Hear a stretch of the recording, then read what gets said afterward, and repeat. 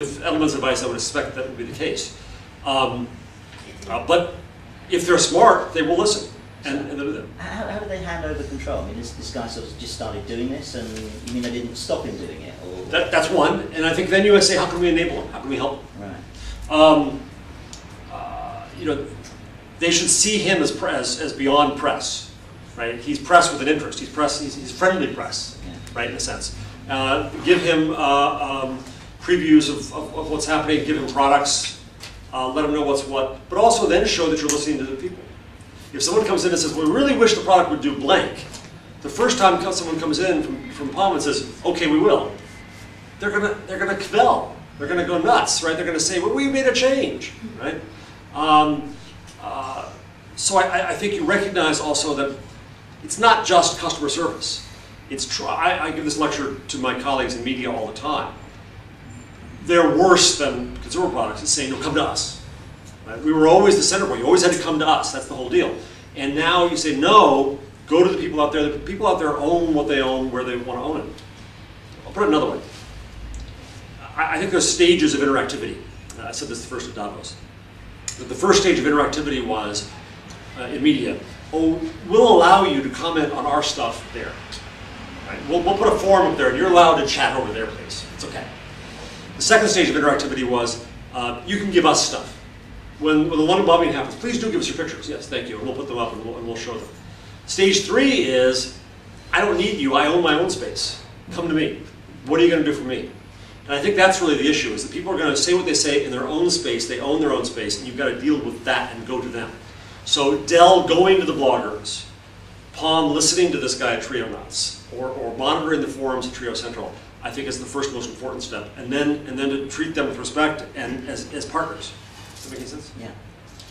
I must say, feel free to yell and interrupt, and it's the most uninteractive thing a blogger can do is just gab on. But that's what at least I'm not in pajamas, you know. I find that Trio Nuts example quite interesting because it's a channel for them as well as a commentator on their thing. So they have a mixed interest. There's a conflict of interest, yeah. Yeah, so shouldn't they be treating them the same way as other online channels like Amazon, for instance, where there's opportunity for commenting and whatnot on things? I think it's a good point. So how should they be treating, how would one treat Amazon? I just think we almost put bloggers over here, whereas actually it's a big online a landscape of I agree with that, yes. places to go. Yeah. I think there's a wide possibility of how you deal with people out there, and you know, one wish that we have in the blogging community is there were more portability of this stuff. Is that I could take the things I write in my blog and the reviews that I write on Amazon and the comments that I put on someone else's blog and kind of have an identity around that. That's starting to happen. My argument is that you don't need to create social networks. MySpace isn't MySpace, it's Rupert's space. That the internet is a social network. And so yes, I think that if you tie these things together and find new ways to put them together for how people communicate, that's more important. There's a richer fabric there. Yeah. Jeff, can I ask you a question? You were talking about the example of Trio Nuts and about this idea of seeding. It's Trio Nuts, not nuts. Oh, nuts, like astronaut. Oh, no. Yes, we are nutty about our trios. Yeah. Sorry, but I don't want to. Don't be disparaging. Sorry, but you I were talked too fast. You were talking about the potentiality of seeding new products. In terms of sort of seeding with the blogosphere, have you got thoughts on that? Well, and you guys had an issue there with Microsoft. Yeah. Yeah, and I'm not exactly sure. You know, as a journalist, church and state is now one person. Here's church, here's state, and so everybody has to deal with those issues, and it's about transparency. I think the key is that it doesn't seem like a bribe, but that it is a preview. And Sprint sent out phones to a bunch of bloggers, including me, and I was transparent about it. I said, I got a free phone. I already have my phone. I'm not using it, but I'll use it and check out the new features.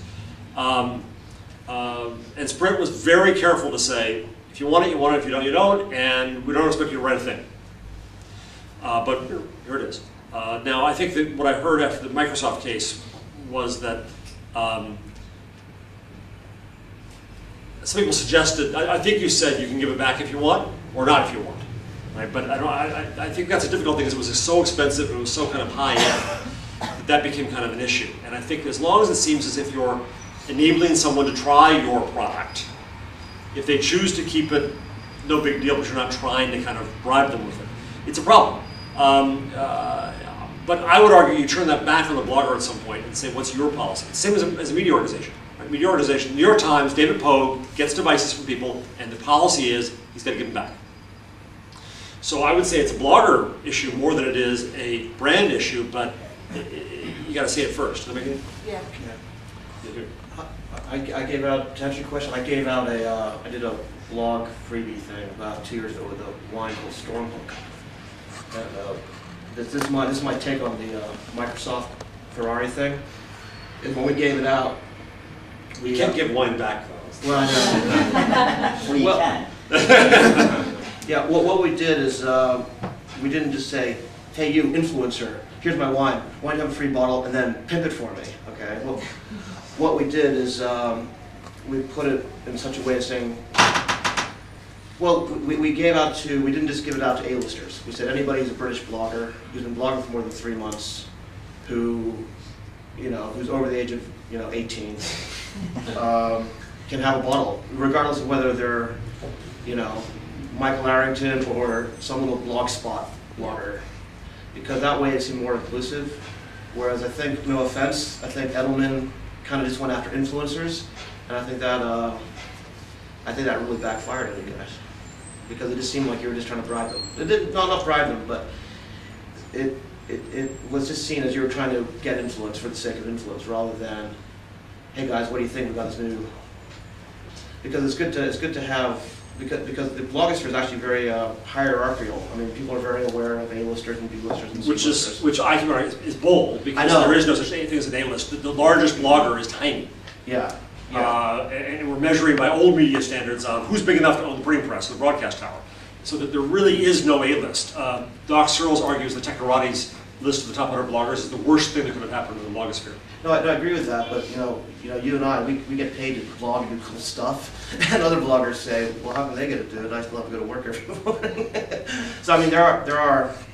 That became an argument too with the paper post. You aware of the paper post controversy, where people are paid to post, and I think they're disgusting.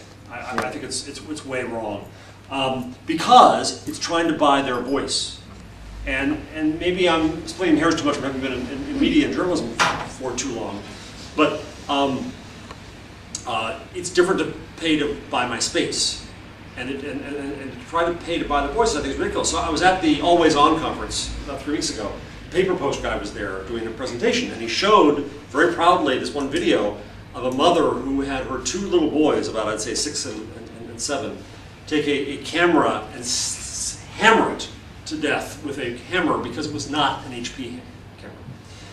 And I just shook my head, and then I had a panel later, so I started off the panel saying that I just thought this was just awful, because all it did was create an opportunity for a mother to turn her boys into shills. The guy from Paper Post was there, and so we had a nice back and forth, and that's fine.